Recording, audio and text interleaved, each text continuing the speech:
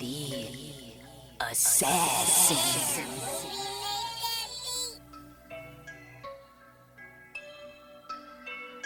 You know I break necks, call me Jack Tate. I have no regrets while your life is fading. I'm a crazy fuck equivalent to Satan. When I'm behind the mic, I feel like the greatest. You know I break necks, call me Jack Tate. I have no regrets while your life is fading. I'm a crazy fuck equivalent to Satan. When I'm behind the mic, I feel like the greatest. What up, y'all? You're listening to Sports Talk with Tropp, and I'm your host, Katie Tropp. Well, those Detroit Lions, they're looking pretty damn good on the road, judging from so far. I mean, really, they've been put on the spot these couple of weeks to start the season. You know, they started off the season against the Kansas City Chiefs, went on the road and beat them in their home opener, and then last night they were a primetime game. They walked right into Green Bay and stomped the shit out of the Packers. It wasn't even close. Detroit got the win 34-20, and it was a pretty impressive performance from the Detroit Lions. I mean, they started it out. You know, at first it looked pretty bad because Jared Goff comes right out and throws an interception. And it looked like it might be a bad game for them, but all of a sudden they just got their minds right. Their defense held it down last night. They forced a fumble, had 2 interceptions, had 5 sacks. So the defense was on it. That defensive line was really on it. And then, of course, their offense. I mean, they scored 34 points, so they were on it. And they got David Montgomery back at running back from injury, and he went off last night. He had 121 yards and 3 touchdowns. Jared Goff had a solid game, 19 for 28, 210 yards and a touchdown and an interception. So overall, it was a very solid night from the Detroit Lions. The first half, it was completely dominated by them. Then the second half, they kind of took a crap, and the Packers started to get back into it. But then the fourth quarter rolled around, and the Lions were able to take some clock off the board and just slowly drive down the field, then walk away with some points. And really just take the wind out of the sails for the Green Bay Packers. And Detroit walked away with a big win. I mean, that was a big win from them. I mean, they've really showed out, given the opportunities that they've been given this year so far on the primetime games. They've actually done really well. So congrats to the Lions. They're actually proving it for once. I mean, it is only week 4, so we'll see what happens. But yeah, there we go. That was a pretty good game from the Lions last night. Now let's get on to week 4 of the NFL, and also the head-to-head picks between me and Simon Ruvalcaba. So far on the season, last week in week 3, we both had very mediocre weeks. I went 9-7. He went 8-8. So my season total is now 27-21. His season total is 30-18. And we picked a lot of different picks this week. So let's get right into all the week 4 matchups, beginning with our first international matchup of the season, our first London game of the season. We have the Atlanta Falcons at the Jacksonville Jaguars. Once again, London, I'm sorry. You're just stuck with the Jacksonville Jaguars. And not only are you stuck with the Jaguars, but then you get the crappy-ass Falcons. So, not a very good matchup, but hey, maybe you'll get a good game. But in my personal opinion, I really don't think it's going to be a good game. As a matter of fact, I think this is going to be a breakout game for the Jacksonville Jaguars offense, because offensively, they haven't really lit anybody up yet, and we know they're capable of doing it. And the Atlanta Falcons, they came back down to earth last week. So also, I think I forgot to mention that the Jaguars are a 3.5-point favorite in this game so far. So they are favored, but I actually, wow, sorry about that, guys. I just, if you heard my phone there, it's Towley asking you if you want to get high. That is my cell phone. I usually turn that ringer off. So if you heard that, that is what that was. My bad. Anyways, back to the game. Like I said, I think the Jaguars are going to get back on track offensively, and I think they're going to have a really good game just overall. And I think the Falcons are just, they're not that good of a team. I think they have a lot of work to do, and I think that's going to show in this game. And I've got the Jaguars winning 38-14. And Simon also has the Jaguars winning, but he has a much closer matchup of 23-16. I also forgot to mention last night both Simon and I had the Detroit Lions winning last night's matchup, so we both got a win there. I had the Lions winning 28-23, and he had them winning 23-20. So we both had a little bit closer matchups than anticipated. All right, and then the next game on Sunday, the first of the early games, we have the Miami Dolphins at the Buffalo Bills. Right now, the Bills are a 2.5-point favorite, and I'm looking at this game like this is going to be a good game. Both of these teams are on fire offensively right now. Buffalo had their first hiccup of the season against the Jets, so that is a division opponent, and Miami actually gave them a lot of issues last year. So we'll see what happens with Buffalo on this one. And, Miami's coming off of that 7-point drubbing of the Denver Broncos last week, so they are feeling themselves, but I don't think we're going to get that big of an offensive performance from them this week. As a matter of fact, I'm looking at this game as going to be a Buffalo defensive game. I feel like the Buffalo defense is going to hold it down, and I think they're going to cause some problems for the Miami offense. I do think it's going to be a close battle, though. I feel like this game's probably going to come down to like a last-second field goal, maybe a last-second touchdown. Somebody throws a bad interception at the end, something along those lines. I think it's going to be just one of those final play things. I think it's going to be one of the best games of the week. And I'm going with the Buffalo Bills to get the win 24-23. And Simon also has the Buffalo Bills winning a close one 38-35. So he thinks it's going to be a little bit more high scoring than I anticipate. But me, I'm just really looking at the Buffalo defense. The Buffalo defense has actually been really good this year. So, but Miami Dolphins offense has been stellar this year. So something's got to give in that game, right? All right, then we have the garbage can game of the day. The Denver Broncos 0-4 at the 0-4 Chicago Bears. So somebody has to win this game, unless they tie, of course, which would not shock me. But right now, the Denver Broncos are a 3.5-point favorite.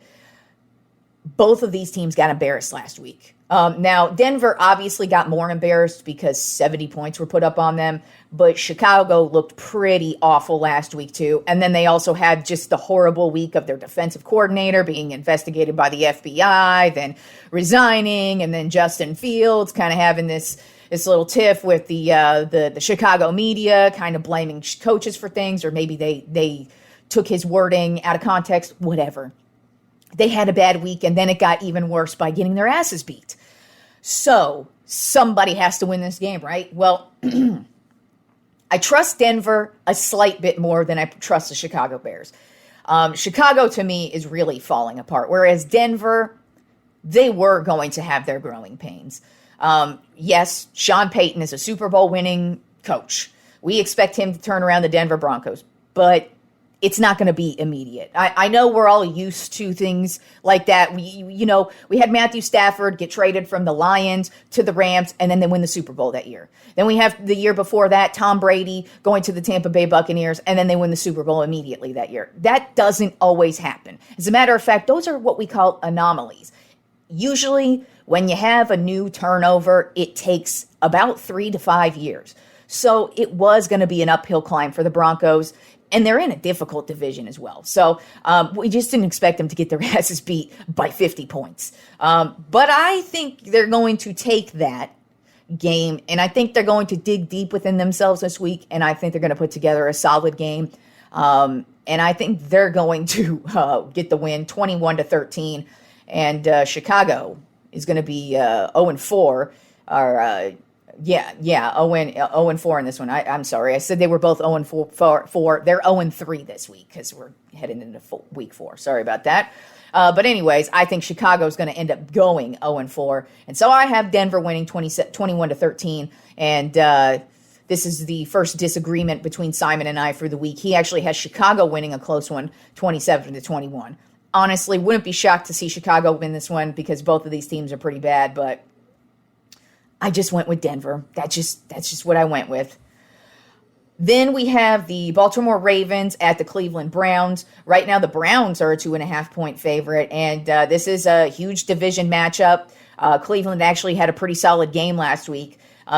Defensively, there are no questions about it. They are a damn good defense. It's just offensively, they have so many questions. Now Nick Chubb is out for the season, so They really, and he's always been their workhorse. I mean, they really, offensively, the last couple of seasons, that offense goes through Chubb. So we'll see how they're able to overcome that injury. And then Baltimore, they're putting together a pretty solid season. Yes, they got a loss last week, but they weren't going undefeated. But overall, defensively, they look really good. Lamar Jackson having a very solid season so far. So I really like what I'm seeing from Baltimore. And this usually is a good matchup just because it's division rivalry. So I actually think this is going to be a very defensive game. And I think it's going to be one of those weird games where it's just mostly field goals or just random scoring touchdowns, like maybe like a fumble recovery for a touchdown, something like that. But I do have Baltimore getting the win 19-13. And this is another disagreement between Simon and I. Simon has the Cleveland Browns winning a close one, 17-16. Then we have the Cincinnati Bengals at the Tennessee Titans. Right now, the Titans are a 1.5-point favorite. Cincinnati finally got a win last week. Tennessee got a bad loss last week. So we'll see what we get from them. The Titans, I don't really know what to expect from them. They just are so on and off. I can't trust them. Whereas the Bengals, their only problem I have with them is Joe Burrow and his calf injury. Because I feel like that's going to be kind of like a week-to-week issue where it's like some days it might bother him, other days it might not. And, it might be something that as the game wears on, he doesn't even think about it or it gets tweaked at some point. So I feel like the Bengals are basically just going to go as Burrow goes. Now, he did have a pretty solid game last week. And the Titans are just too inconsistent for me. They just got mollywopped by the Cleveland Browns defense last week. And the Bengals defense, had a great game last week against the Rams, and I kind of expect them to do the same thing to the Titans this week. And I have the Cincinnati Bengals going into Tennessee and getting the win 22-10. This is also another disagreement between Simon and I. He has the Titans winning this one 26-20. Then we have the Los Angeles Rams at the Indianapolis Colts. Right now, the Rams are a 1.5-point favorite. The Rams, to me, they still have some growing pains, but I still think they're a very solid team that's capable of getting these really tough wins and really just pushing teams to the max, especially defensively. They look really good. It's just offensively, if Matthew Stafford is just running for his life, they're going to have issues. And so far, that offensive line has been an issue for him, and he got smashed last week. So that's probably going to be an issue, but so far the Colts haven't really been that scary defensively. It's just really been their offense actually has been the standout, and it looks like they might actually get Richardson back this week. I'm not 100% sure on that. I haven't seen any updates today, but he may or may not play. If he doesn't play, I do think that's going to be an issue for them just because you could kind of tell last week their offense wasn't as effective as it is with Richardson in. So if he doesn't play, I definitely don't really believe in them. I actually think it's going to be a higher scoring game on the Rams side of things if he doesn't play. But if he does play, then I do think it's going to be a really good game. But anyways, I do have the Rams winning this one 27-20. And this is another disagreement between Simon and I. He has the Colts winning a close one, 24-23. Then we have the Tampa Bay Buccaneers at the New Orleans Saints. Right now, the Saints are a 3.5-point favorite. And since this is the division matchup, this is really a coin flip. And really, New Orleans has actually had Tampa's number over the last couple of years. But is Derek Carr going to play? We don't know. And I think that's a big factor in this game. And it's looking like he's not. And I don't ever trust Jameis Winston. He's proven what he is. He's not that good. He can make some big plays, but overall, he just loves to throw interceptions and turn over the ball, and he's very careless with the ball. And there's a reason why he's a backup quarterback now. And I just don't trust him in any situation. And actually, when he came in last week, that's when the New Orleans Saints offense completely fell apart. Now, defensively, they are excellent defensively. And I feel like they're going to give Tampa problems, but Tampa's also excellent defensively. So I feel like this is just going to be a really good battle between two division teams. And I don't know why. I think it's more just because Carr's not playing. But I'm going with Tampa Bay in this one, 23-17. And this is also another disagreement between Simon and I. He has New Orleans winning a close one, 26-24. Then we have the Washington Commanders at the Philadelphia Eagles. Right now, the Eagles are a 7.5-point favorite, which that's a big line for me, just because when you're playing a division opponent, it doesn't matter how good you are or how bad you are. I just always expect a good matchup, because 9 times out of 10, division matchups are always good, because you face each other twice a year. You're rivals, and it just means more, even if you're not playing for anything. Even if it's the last game of the season and both teams are out of it, you still play because it's your division rival. And so I look at this and I'm like, the Eagles are favored by way too much in that one. Now, I do think the Eagles are obviously the much better team. Washington, they finally came back down to earth last week with just an absolutely atrocious performance. I do think they're going to have a much better performance this week. You could just tell that the Eagles are still trying to find their way in the passing game, especially. Jalen Hurts has had a few more interceptions this year than he did last year. So it's really just, you could tell their offense is slow to get going, but they're still a very talented and a really good team. So I do have the Eagles winning this one 20-14, but I think it's going to be a much closer matchup than a 7.5-point favorite.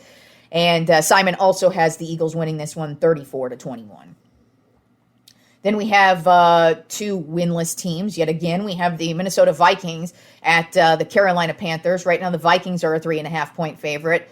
The Panthers, to me, are really, they were going to have their struggles because they have a rookie quarterback. And while he is injured, there's a possibility that Bryce Young is going to play this weekend. But even if he doesn't, he's still a rookie. And the Panthers were going to have issues just because he is a rookie. You can't expect a rookie quarterback to come in and be amazing. That's usually not going to happen. So they were going to have their struggles. The Vikings, on the other hand, they are a well-established offense, at least. Defensively, I think they do have a shit ton of holes, and that's a huge problem for them. And so far offensively, they just have not been able to finish out drives. You know, they've had quite a few turnovers in the red zone. They're able to get down there, but then just once they get down there, it's just a complete and utter failure. Sometimes it turns into an actual turnover, and that's the worst thing you want. You want to at least walk away with 3 points, and they're not even getting that at times. So Minnesota's been an extreme disappointment from that aspect of it. But I do think they're going to step it up this week, and I think they're going to get the win 31-20. I hesitate with that just because I really wouldn't be shocked if Carolina gets the win, just because Minnesota's been that bad. But I'm just going to go with Minnesota for some odd reason, and I've got them winning 31-20. And this is another disagreement between Simon and I, but good for him because he is a Carolina Panthers fan. He's going with his Panthers this week, 27-23. And the last early game we have is the Pittsburgh Steelers at the Houston Texans. Right now, the Steelers are a 4.5-point favorite. For me personally, I am not impressed with the Steelers at all on the offensive side of things. Defensively, they are amazing, as they always are. But at some point, this absolutely atrocious offense of theirs is going to cost them games. Now, lucky for them, it hasn't cost them the last 2 games. They've been able to just... Their defense has been able to do what they do, and their offense has been able to do just enough.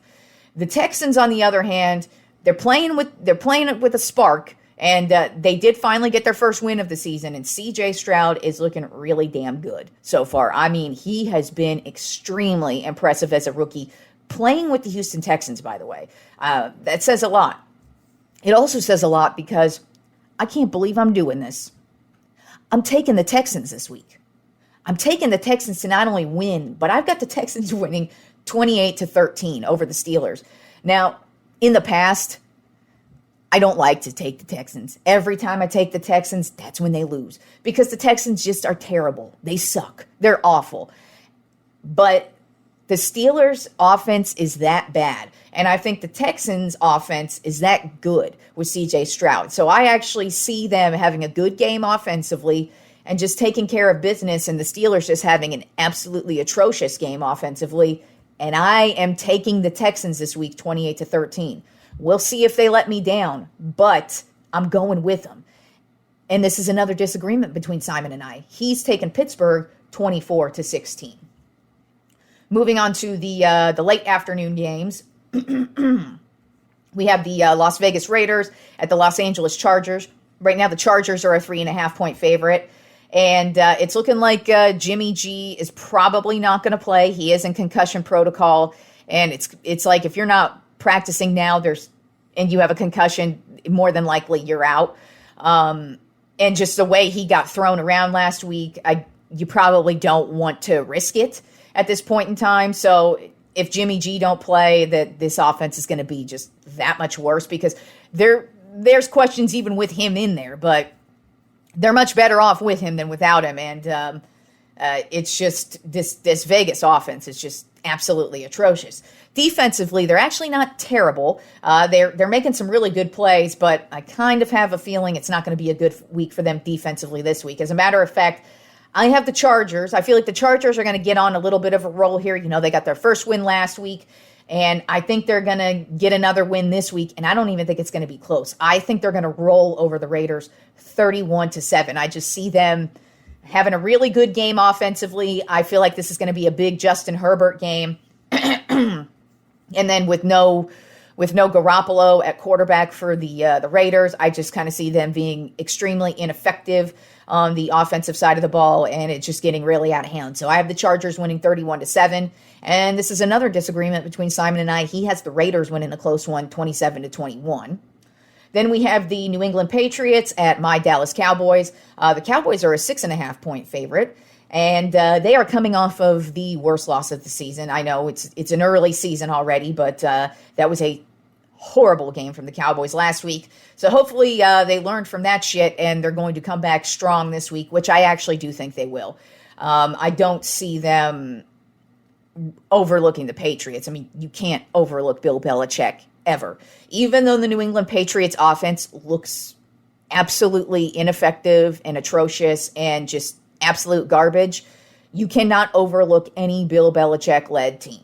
With that being said, though, I think the Dallas defense is going to bounce back strong. I think they are going to key in on Mac Jones, and they're not going to let this Patriots offense get going in any way, shape, and form. I feel like they're going to help the offense get set up in good field position, and I've got the Cowboys winning 28-14 in this one. Simon has a little bit closer matchup, 23-20, which I would not be shocked by. He picked Dallas, by the way. But I would not be shocked if it's a close one, but I just kind of feel like the Cowboys are going to bounce back. With how bad the New England Patriots offense is, I just kind of feel like our defense, coming off of that bad game last week, they're going to come right in this one, and they're going to want to prove to the world that, hey, we aren't chumps, and here we are, and we're going to handle this absolutely atrocious Patriots offense. And then the last afternoon game we have is the Arizona Cardinals at the San Francisco 49ers. Right now, the Niners are a 14.5-point favorite. And that sounds about right, because I expect the Niners to absolutely dominate this game. The Cardinals are probably feeling themselves off of their big win last week, but I don't think the Niners are going to trip over the Cardinals like that. So I have the Niners winning big, 27-10. And, hey, looks like Simon also has the Niners winning big. He has them winning 26-10, so he has 1 point difference than me. I have the Niners winning 27-10. That's pretty funny.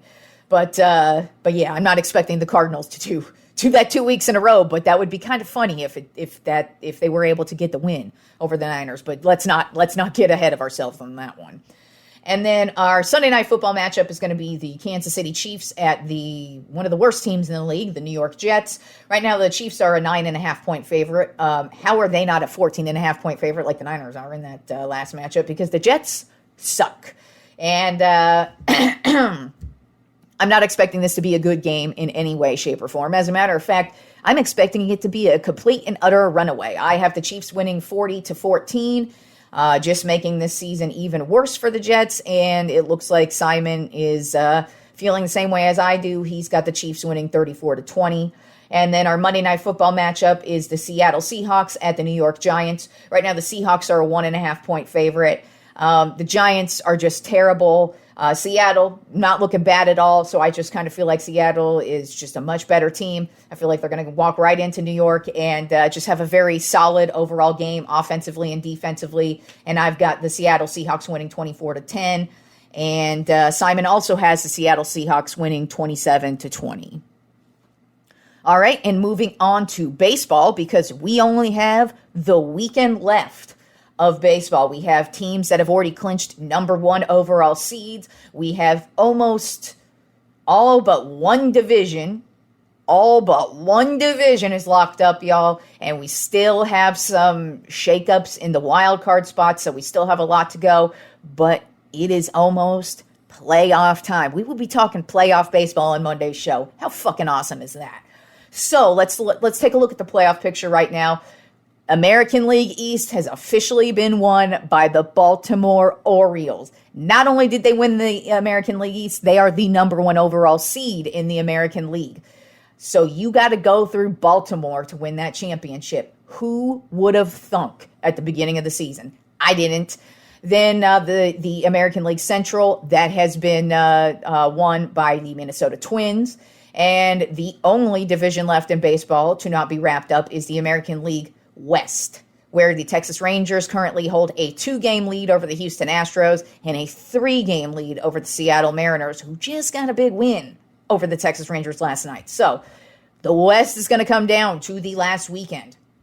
And then the wild card spots. Tampa Bay has already locked up a wild card spot, so they're in it no matter what. And the last 2 spots, we have the Toronto Blue Jays right now, and the Houston Astros occupy that spot, with the Seattle Mariners only 1 game back. So it's going to be a battle for those last 2 spots in the American League wild card. Turning to the National League East, the Braves won that division like 9 years ago. Oh, by the way, they're the number 1 overall seed. So if you want to win that World Series, you got to go through Atlanta. I think we all knew that, though, by the way they are playing. Then the National League Central was wrapped up by the Milwaukee Brewers. And the West was won by the Los Angeles Dodgers about 9 years ago as well. So the National League wildcard picture is looking like this. The Philadelphia Phillies, they have locked up a wildcard spot, so they are in. The last 2 spots right now are occupied by the Arizona Diamondbacks and the Miami Marlins, with the Chicago Cubs only a half game out and the Cincinnati Reds a game and a half out. So it's going to be a battle for the National League wildcard spots as well. And speaking of the Braves, you know, the best team in baseball, Ronald Acuna Jr. having an amazing season. Just got more amazinger. He is the first player in Major League Baseball history to hit for 40 home runs and have 70 stolen bases in a season. He just did that earlier this week, about 2 nights ago. And wow, congratulations to you, Acuna. I've been saying you are the MVP for quite some time now. If you don't win the National League MVP, I don't know what the fuck's wrong with this world, but you are just proving it. The stats are proving it. Go get you that World Series, yo, because that's the only thing missing from your amazing season so far. And then just the last bit of baseball news is Terry Francona, the great Hall of Fame manager. He hasn't been inducted into the Hall of Fame, but if you're a baseball fan, I think we can all agree Terry Francona is 100% a Hall of Fame manager. Let's start with not only did he take the Boston Red Sox to the World Series, but he ended the 100-year curse against the New York Yankees nonetheless on the way to that. But I mean, so let's start there. He actually ended up getting 2 World Series rings with the Boston Red Sox. So that alone earns you Hall of Fame right there. And I mean, the Red Sox were great under his tenure there. Then he took over as the manager in Cleveland. He took them to the World Series as well. They unfortunately did not win it, but hey, he took them there, and they were a competitive team pretty much every single year he was there. And just like I said, every baseball fan knows Francona is a great manager. I think we all respect him. No player has ever had a bad thing to say about him, and that says a lot about you. And you could just tell every player loves to play for him. They all have a smile on their face. Even just last night, the Indians are out of it for the playoffs, but they're still playing hard for him because they all know it's his last weekend in the major leagues. And it was a great career for him. And I wish him the best in whatever he does after baseball. I wouldn't be shocked to see him on TV next season, just talking about baseball. And we have us a big ass fight this weekend. We've got my man, Canelo Alvarez, taking his 59-2-2 record with 39 knockouts. He's ready to take on Jermell Charlo, another motherfucking beast, taking his 35-1-1 record with 19 knockouts. And we're battling for the super middleweight belt here as well. Charlo had to move up in weight for this one. But in my personal opinion, this is going to be Canelo's toughest task in a while.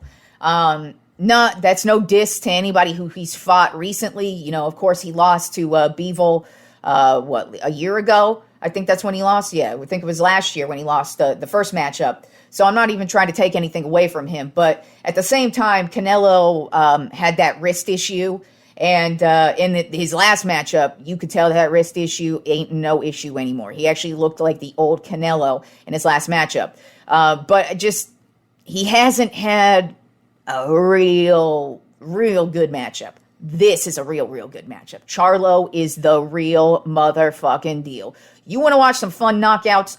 Go do yourself a favor. Go to YouTube, type in Jermell Charlo. You could see some YouTube highlights of just all of his knockouts. This guy's a beast. And one of the things I've mentioned many times before that I love about Canelo particularly is that he is a killer when it comes to those body shots. Well, guess what? Charlo is the same motherfucker.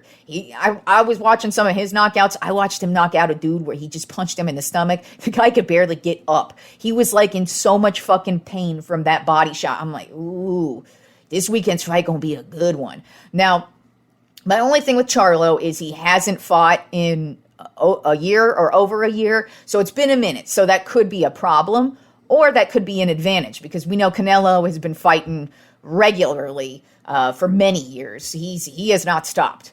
That's why his records, he's got so many fights under his belt, 59-2-2. That's a fantastic record right there. And that's a lot of wear and tear though. So is Canelo just going to have too much wear and tear and Charlo is going to be nice and rested and ready for this fight? I don't know. That could play a factor, but you know I'm going with my dude Canelo in this one. As a matter of fact, because these two guys are just great when it comes to the knockout. I'm going knockout in this one. I'm going to go with Canelo. The rounds, because I think this is going to be a tough one. This is going to be a tough one for him, even though I got him knocking him out. My favorite number is 8. So let's go. He's going to knock Charlo out in round 8. That's what I'm going to go with. I think he's, watching him in his last fight, like I said, I feel like after he had the wrist surgery, he looks like his old self. And I just kind of feel like he wants to come out and have a really good fight. And Charlo's a really good fighter. And you knock out Charlo, I think that's going to shut everybody up about who the best fighter is out right now. Because, it is up for debate. There's a lot of good fighters out there. Since I'm a Canelo fan, I'm always going to lean towards his side, of course. But there's a lot of good fighters out there, and Charlo's one of them. And if he beats Charlo, whether it's a knockout or a decision, that's a big win for you. Because like I said, I think this is going to be the best matchup he's had in a minute. So I think it's going to be a good fight regardless, but I got my boy Canelo winning in the 8th round by knockout. I'm going to go straight up knockout too. I'm not going technical. I'm not going TKO. I'm going knock him the fuck out. That's what I'm going with. That probably not going to happen. I would actually could see it more going the distance because they're both such good fighters, but I just kind of want to see a knockout. And that's just kind of how I'm feeling. So I'm going Canelo, knockout, 8th round. All right, and I haven't done a Tropp 5 list in a minute just because, I was out of town. And then once I got back in town, football season started. So I haven't really had to throw in a Tropp 5 to do some time filler. But I'm going to go ahead and do one this week because, not only is it Terry Francona's last weekend in baseball, it is the great Miguel Cabrera's last weekend in baseball. He announced before the season started this was going to be his last season Miguel Cabrera has been one of the best players in the league since the day he stepped into the league. He was drafted by the Florida Marlins, and when he came up, he was a firestorm, and he really never stopped. Now, of course, he's older now, and I'd say the last 5 years has been just really injury riddled. His career's kind of ending like Pujols, It's like they're both great players, but it's just now they're so old and injuries catch up to you. So it is what it is, but it doesn't matter. Miguel Cabrera, hands down, is a Hall of Fame player. Played with the Florida Marlins, and then now is with the Detroit Tigers. And he's calling it a career, so we're going to do the Tropp 5 Miguel Cabrera moments. But before I get to the moments, let's just talk about some of his career highlights that make him a Hall of Fame player. First of all, the most important thing to me is he's a champion. And not only is he a champion, he won the championship in 2003. He won it with the Florida Marlins, okay? The Florida freaking Marlins. I can't believe they actually have 2 World Series rings. How crazy is that? And he's actually a part of one of their championship teams. And he was a big part, and we're going to talk about that as well in my Tropp 5 here. But so first off, him being a champion, that's a big deal. He's also a 12-time All-Star. He's a 2-time AL MVP award winner. He's a Triple Crown winner back in 2012. 7-time Silver Slug Award winner, 4-time batting champion, 2-time home run leader, and 2-time RBI leader. His career stats currently, I think they actually went up a little bit last night. I could be wrong, so these could be a little bit different, and they may change over the weekend. Who knows? But regardless, right now his career stats: batting average 306, 3,170 hits, 511 home runs, and 1,879 RBI. All of that I listed off, from the stats to the championships to the consistency that he's played with throughout his entire career. The dude is hands down Hall of Famer.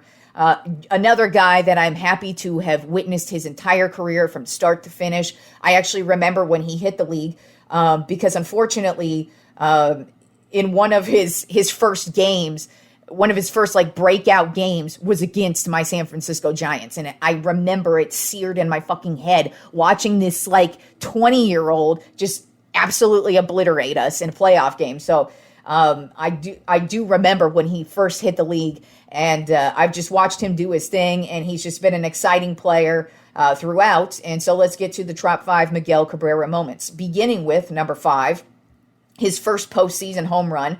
Back in the 2003 NLCS Game 4 versus the Chicago Cubs. And he actually became the youngest player to hit a home run in a postseason game. So, I mean, right off the bat, the dude, when you hear about a player when they're young, you never know. There are dudes we hear about when they're young, like Bryce Harper, and he just continues to be an excellent player all the way throughout. And then there's some who just peter out and become nothing. Well, Miguel Cabrera, he rose to the occasion and was everything expected and more. And he came out right out the gate in 2003 in a playoff run when they won the World Series, and became the youngest player to hit a home run. And that was something he did a lot of, hit home runs. Started in 2003, and it's continued all the way to 2023. Then at number 4 in my Tropp 5 Miguel Cabrera moments, in another 2003 game. This was actually the 2003 World Series, Game 4. He is going up against Roger Clemens, who was the best pitcher in the league at the time. He played for the New York Yankees at this time. And, we all remember Roger Clemens was just a workhorse, and he would kill you on the inside especially. He loved to just fuck with dudes at the plate, and he got in a lot of arguments with them. Steroids. Anyways, he always just had those really tense moments.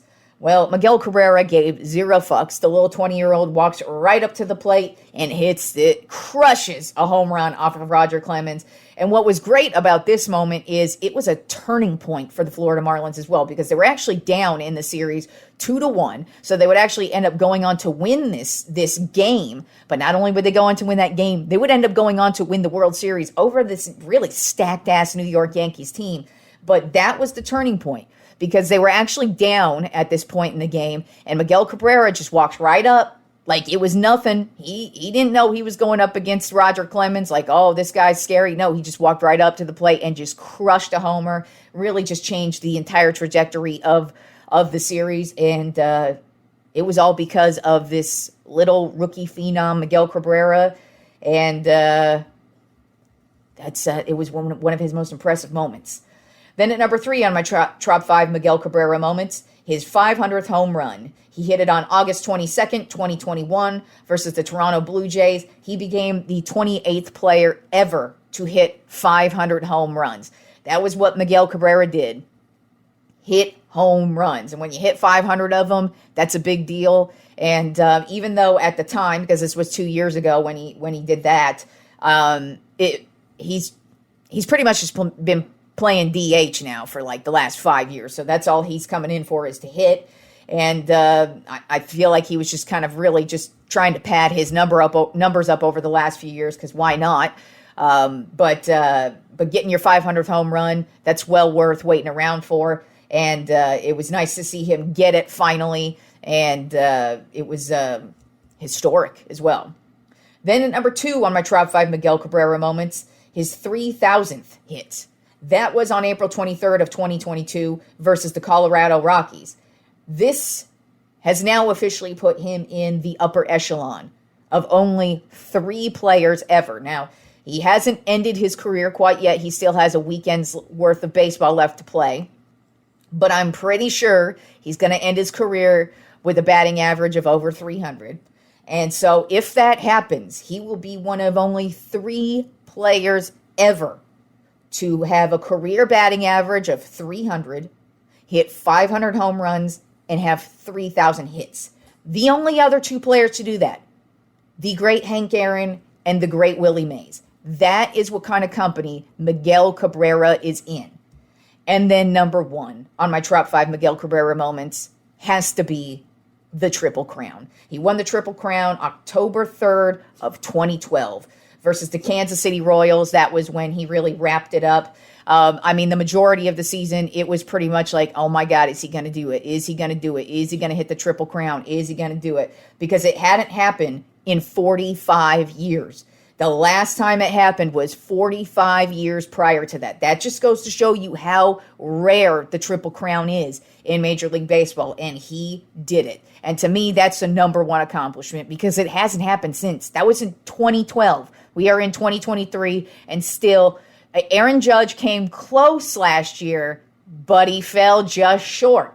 So in batting average to Arias. So the Triple Crown is one of the most difficult things in baseball to do ever. And Miguel Cabrera made it look easy that 2012 season. So that, to me, is just an amazing, amazing accomplishment.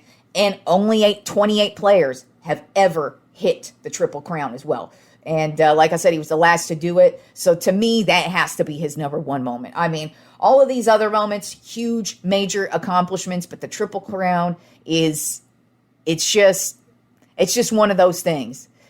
If you do it, you are going to the Hall of Fame. Hands freaking down. If you're just able to do something like that all season for an entire season, it's extremely impressive. So Miguel Cabrera, hats off to you, man. I really enjoyed your career. There's even more that you did beyond these 5 things that I mentioned, but you were a great baseball player, and can't wait to see you go into the Hall of Fame, because if you don't get into the Hall of Fame, that baseball, the baseball writers of America, I hate them already. They need their kneecaps broken if they don't put you into the Hall of Fame. First ballot, by the way. Don't do none of that fucking, he's playing, fuck your rules and your bullshit. Miguel Cabrera should be a unanimous Hall of Famer. So that's my argument for him already. I know he's going into the Hall of Fame, but, they can't ever let a unanimous in because it didn't happen in 19 dickety-doo with Babe Ruth. Like, Jesus Christ, shut the fuck up with your dumbass traditions. Anyways, enjoy this stacked ass weekend of sports, and I will talk to you fools on Monday.